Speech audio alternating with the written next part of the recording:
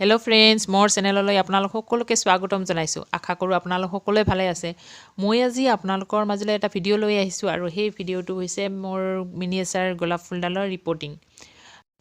মই কেনেকৈ ৰিপোৰ্টিং কৰিম আৰু সেইখিনি আপোনালোকক দেখুৱাই লওঁ এইডাল হয় ফুলৰ গছ আৰু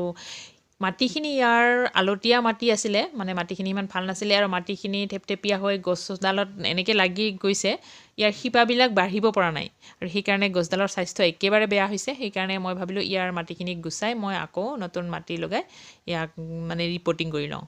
এতিয়া চাও মই প্ৰথমতে মাটিখিনি এনেকৈ গুছাই লৈছো যিমান পাৰো মানে গুটি মাটিখিনি গুছাবলৈ চেষ্টা কৰিম আৰু তেনেকৈ চাও আৰু শিপাখিনিও যিখিনি মানে বেয়া মানে বেছি দীঘল হৈছে কিন্তু এইখিনি বাঢ়িব লাগিব সেই কাৰণে মই কাটি লৈছো অলপ কাৰণ বেয়া শিপাখিনি যিমান পাৰো কাটি লৈছো প্ৰায় শিপাবিলাক কলাই পৰিব ধৰিছে সেই কাৰণে মই এইখিনি গুটিখিনি গুছাই লৈ একেবাৰে নতুন মাটি দি দিম এতিয়া মই ইয়াৰ মাটিখিনি গুছাই নতুন মাটি প্ৰস্তুত কৰি লওঁ এতিয়া মই মাটিখিনি এনেকৈ প্ৰস্তুত কৰি ললো ইয়াতে গাৰ্ডেন সয়েল তাৰ পিছত বালি আছে আৰু মানে গোবৰ সাৰ আৰু অলপ ভাৰ্মি কম্পোষ্ট এনেকৈ দি মই লৈ লৈছো গুটেখিনি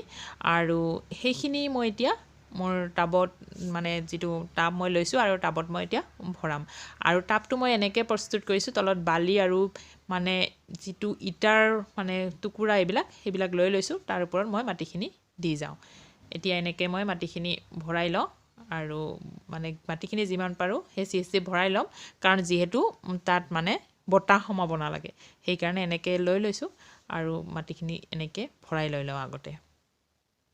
মাটিখিনি প্ৰায় ভৰোৱা হৈ গ'ল আৰু এতিয়া মই ইয়াৰ গছডাল মানে এনেকৈ মাজতে ৰাখিম আৰু চাৰিওফালে মাটি দিম আৰু মাটিখিনি দি লওঁ এতিয়া মাটিখিনি ভালদৰে দিবৰ কাৰণে মই মাজে মাজে মাটিখিনি খুচি ভৰাই দিলো আৰু এতিয়া প্ৰায় মাটিখিনি ভৰোৱা হৈ গ'ল গোটেইখিনি এতিয়া মই ইয়াতে সাফ দি লৈছো কাৰণ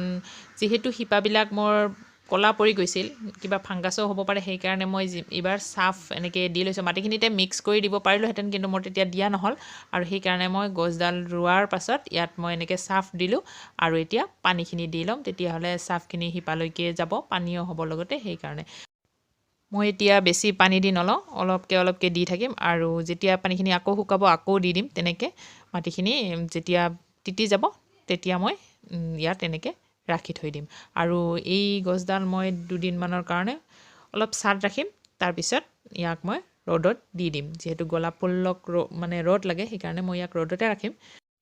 ভিডিওটো আজিলৈ এইখিনিয়ে ফ্ৰেন্ডছ যদি ভিডিওটো ভাল লাগে তেতিয়া হলে লাইক কৰিব কমেন্ট কৰিব